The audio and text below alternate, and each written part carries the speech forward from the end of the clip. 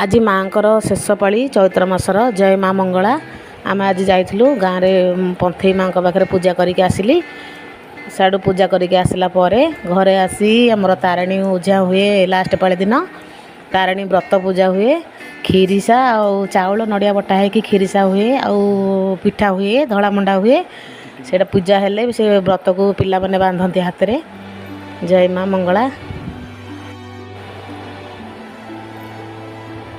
माँ के पाखे पूजा सारिके आसिकी एठी तारिणी उझा हम तारिणी व्रत थुआई माँ गुआ थुआई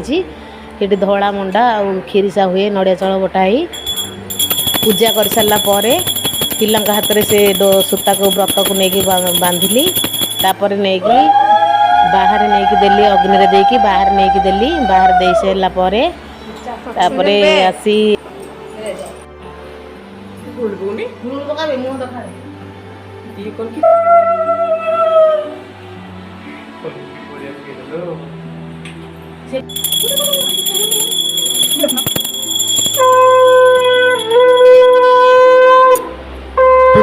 पूजा सरला परे एबे जाउची बाहर नहीं कि देबी एले